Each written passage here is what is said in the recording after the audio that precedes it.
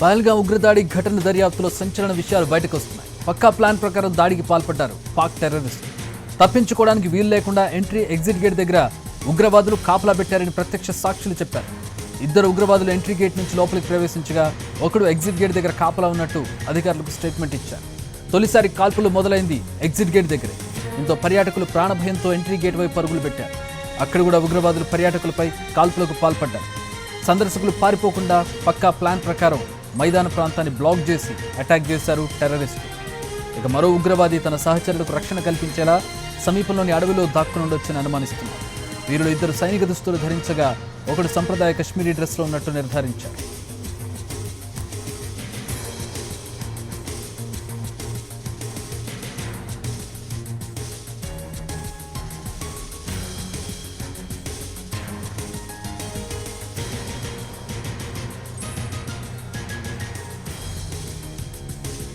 పహల్గాం ఉగ్రదాడి ఘటన దర్యాప్తులో సంచలన విషయాలు బయటకు వస్తున్నాయి.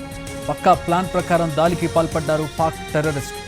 తప్పించుకోవడానికి వీలు లేకుండా ఎంట్రీ ఎగ్జిట్ గేట్ దగ్గర కూడా ఉగ్రవాదులు కాపలా ఉన్నారు. ఈ విషయాన్ని ప్రత్యక్ష సాక్షులు చెబుతున్నారు. ఇద్దరు ఉగ్రవాదులు ఎంట్రీ గేట్ నుంచి లోపలికి ప్రవేశించగా ఒకడు ఎగ్జిట్ గేట్ దగ్గర కాపలాగా ఉన్నట్టు తెలిపారు. తొలిసారి కాల్పులు మొదలైంది కూడా ఎగ్జిట్ గేట్ దగ్గరే. దీంతో ఎగ్జిట్ గేట్ నుంచి ఎంట్రీ గేట్ వైపు పరుగులు తీశారు ప్రాణభయంతో అక్కడ ఉన్నటువంటి పర్యాటకులు. అక్కడ కూడా ఉగ్రవాదులు పర్యాటకులపై కాల్పులకు పాల్పడ్డారు. సందర్శకులు పారిపోకుండా పూర్తిగా మైదానాన్ని బ్లాక్ చేశారు. ప్లాన్ ప్రకారం అటాక్ చేశారు. ఇక మరో ఉగ్రవాది వీరందరికీ రక్షణగా సమీపంలోని అడవిలో దాక్కుని ఉండొచ్చని అనుమానిస్తున్నారు.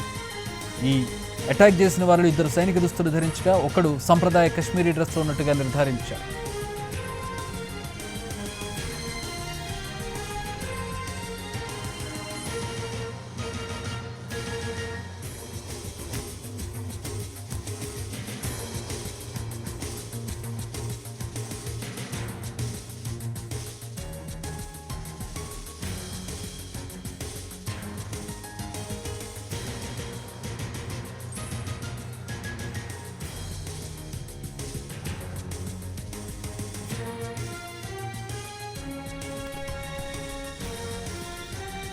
పక్కా ప్లాన్ ప్రకారం ఉగ్రవాదులు దాడి చేశారు. దర్యాప్తులో లోతుగా వెళ్లిన కొద్దీ సంచలన విషయాలు బయటకు వస్తున్నాయి. అలాగే తాజాగా ఒక విజువల్ కూడా బయటకు వచ్చింది.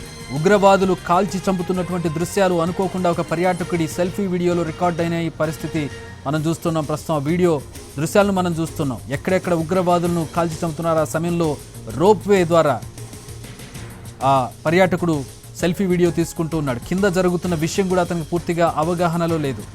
అయితే అతను చెప్పిన వివరాల ప్రకారం ఆ జిప్ లైన్ నిర్వహించేటటువంటి ఒక వ్యక్తి మత సంబంధమైనటువంటి నినాదాలు చేశాడు. జస్ట్ ఫైరింగ్ జరిగే ముందు మత సంబంధమైనటువంటి నినాదాలు చేశాడు అని ఆ పర్యాటకుడు వాంగ్మూలం ఇచ్చినట్టుగా తెలుస్తోంది. దాంతో ఆ జిప్ లైన్ నిర్వాహకుడిని కూడా విచారించారు పోలీసులు. తనకు ముందు ఎవరైతే జిప్ లైన్ ఎక్కి వెళ్ళిన పర్యాటకుడు ఉన్నాడో అతనికి ఎలాంటి నినాదాలు ఇవ్వలేదు. కానీ తనను పంపించేటప్పుడు మాత్రం ఈ మతపరమైన నినాదాలు ఇచ్చాడు. నినాదాలు ఇచ్చిన కాసేపటికే ఫైరింగ్ ప్రారంభమైంది. సో అతని హస్తం కూడా ఉండి ఉండొచ్చు. అంటే లోకల్గా కొంతమంది హస్తం లేకుండా ఈ ఘాతుకానికి పాల్పడే అవకాశం లేదనేది పోలీసుల అనుమానంగా తెలుస్తోంది. దానికి ఒక సాక్ష్యంగా కూడా ఈ వీడియో నిలుస్తున్నటువంటి పరిస్థితి. ఇక ఆ వీడియోలో హృదయ విదారక దృశ్యాలు, భయానక దృశ్యాలు రికార్డ్ అయినటువంటి పరిస్థితి. పర్యాటకులను కాల్చి చంపుతున్నటువంటి దృశ్యాలు అనుకోకుండా అతని వీడియోలో రికార్డ్ అయినటువంటి పరిస్థితి. మా ప్రతినిధి రాజు జాయిన్ అవుతూ ఉన్నారు. దీనికి సంబంధించి మరిన్ని వివరాలు తెలుసుకుందాం. రాజు, దర్యాప్తులో లోతుగా వెళ్ళిన కొద్దికి ఆందోళనకర విషయాలు, ఆశ్చర్యకర విషయాలు బయటకు వస్తున్నటువంటి పరిస్థితి ఏంటి? ఇన్వెస్టిగేషన్ ఎట్లా సాగుతోంది? ఉగ్రవాదులకు సంబంధించిన వివరాలు ఇంకా ఏం తెలిసాయి? అలాగే సెల్ఫీ వీడియోకి సంబంధించిన వివరాలు ఏంటి?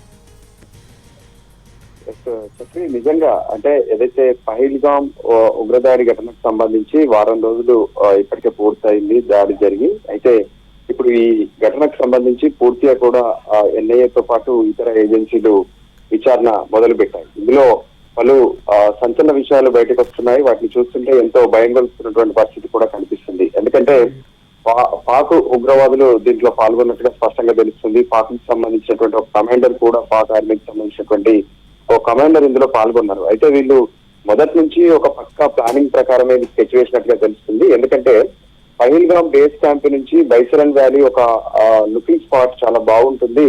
అందరూ కూడా అక్కడికి వెళ్ళాలని చెప్పి ప్రతి ఒక్కరు వాళ్ళను ఎంకరేజ్ చేస్తూ ఉంటారు. సో దానికి అనుగుణంగానే 4 కిలోమీటర్ల పాటు ట్రెక్ చేసి ట్రెక్కింగ్ తోని ఆ చివరికి ఆ స్పాట్ చేరుకుంటారు. నిజంగా ఇది ఒక మినీ స్విట్జర్లాండ్, చాలా బ్యూటిఫుల్ గా ఉంటుంది. కానీ అదే సమయంలో ఇక్కడ ఏ విధంగానైతే రెక్కి వేసినటువంటి ఉగ్రవాదులు, అంటే ఇక్కడ భద్రతకు సంబంధించినటువంటి కొంత లోటుపాట్లు కనిపిస్తున్నాయి. ఎందుకంటే సెక్యూరిటీ ల్యాబ్స్ గురించి మాట్లాడినప్పుడు ఇన్వెస్టిగేషన్ జరుగుతూ ఉంది, ఉగ్రవాదులకు సంబంధించిన డీటెయిల్స్ బయటకు వస్తూ ఉన్నాయి, వాళ్ళు ఏ విధంగా ప్లాన్ చేశారనేది బయటకు వస్తుంది. ఇది జరుగుతున్న సందర్భంలో ప్యారలల్గా స్వయం కృతాపరాధాలు, సెల్ఫ్గా చేసినటువంటి తప్పిదాలను వాటి మీద దృష్టి సారించిందా ప్రభుత్వం? వాటి గురించి స్క్రూటినీ చేసుకుంటుందా? ఎస్, ఖచ్చితంగా చక్రి. ఎందుకంటే ఒక ఇంత పెద్ద ఎత్తున ఏ విధంగానైతే టూరిస్టులు ఒక స్పాట్ కు వెళ్తున్నటువంటి క్రమం, అంతేకాదు గత నెల రోజుల నుంచి కొంత హై అలర్ట్ అనేది ఎప్పుడు నిఘా వర్గాలు స్పష్టం చేస్తూనే ఉన్నాయి. దేశంలో కొన్ని చోట్ల దాడులు జరిగే అవకాశం ఉందని చెప్పి పదే పదే హెచ్చరిస్తున్నటువంటి నేపథ్యం కూడా కనిపించింది. సో కొంత సెక్యూరిటీ ఇక్కడ హోల్డ్ చేస్తే సరైంది అనే ఆలోచన అయితే ఇప్పుడు స్పష్టంగా వస్తుంది. దీనికి సంబంధించి ఏ విధంగానైతే రెక్కి నిర్వహించినటువంటి ఉగ్రవాదులు మొదట ఎంట్రీ పాయింట్ ఏదైతే ఉందో, మన లైవ్ లో కూడా చూపించాం. ఎంట్రీ పాయింట్ ఏదైతే ఉందో ఆ ఎంట్రీ పాయింట్ దగ్గరికి మొదట ఒక ఉగ్రవాద అక్కడ నిల్చున్నారు. ఎందుకంటే ఎవరు కూడా ఎగ్జిట్ కాకుండా మొదట తాను లోపలికి ఎంటర్ అయ్యే ప్రయత్నం చేశారు. ఆ తర్వాత 2 ఉగ్రవాదులు లోపలికి వచ్చారు.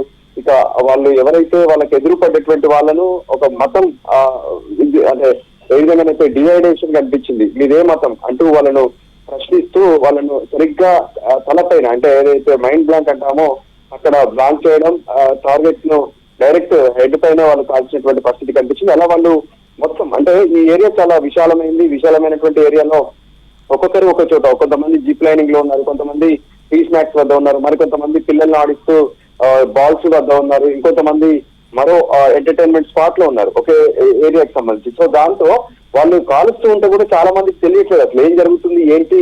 చేరుకుని లేతే ఏ విధంగానైతే వాళ్ళు 26 మంది పైన అటు షూట్ చేసినటువంటి పరిస్థితి కనిపించింది. సో ఇందు నుంచి సిఆర్పిఎఫ్ ఏ విధంగానైతే బేస్ క్యాంప్ నుంచి రావడానికి కూడా 25 నుంచి 30 నిమిషాల సమయం పట్టింది. సో ఓవరాల్ గా ఏ విధంగానైతే ఉగ్రవాదుల సంబంధించి చాలా మంది ఆ కాల్పులు జరుగుతున్న భయంతో బయటికి పరిగెత్తుకొచ్చారు. బయట ఆ బురదలో ఇరుక్కుపోయినటువంటి షూలు, వాటిని చూస్తూనే మనకు ఎంతో భయం గొలిపే విజువల్స్ కూడా మనకు కనిపించాయి. సో ఓవరాల్ గా ఈ ఉగ్రవాదులు మాత్రం చాలా ప్లాన్ చేస్తున్నారు. కొంతమంది ఏమో ఈ సాంప్రదాయ కాశ్మీరీ డ్రెస్ లో కొంతమంది వస్తే, కొంతమంది సైనిక దుస్తుల్లో వచ్చారు. సో వాళ్ళు పూర్తిగా రెక్కి నిర్వహించి, వాస్తవానికి 22వ తేదీన జరిగింది, కానీ ఇది 20వ తేదీనే, అంటే 2 రోజుల ముందే జరపాలనుకున్నారు ఇటువంటి దాడి. కానీ ఆ సమయంలో ఏ విధంగానైతే వర్షం పడడం మనం చూసాము, రామ్బన్ ఏరియా మొత్తం కూడా పూర్తిగా వరదలతో ఇబ్బందులు తలెత్తాయి. ఆ సమయంలో ఇక్కడ కూడా పహల్గామ్లో కూడా వర్షం పడింది. సో దాంతో వాళ్ళ ప్లాన్ ను క్యాన్సిల్ చేసుకొని 22nd వాళ్ళు అమలు చేశారు. సో దానికి అనుగుణంగానే ఉదయం నుంచి, అంటే ఎప్పుడైతే ఈ పిక్నిక్ స్పాట్ కు జనాలు 10 గంటల నుంచి స్టార్ట్ అవుతారో అప్పటి నుంచి మధ్యాహ్నం వరకు ఎదురు చూసి ఎక్కువ మంది జనం చేరుకున్న తర్వాతనే వాళ్ళ అటాక్ అనేది స్టార్ట్ చేశారు చక్రి.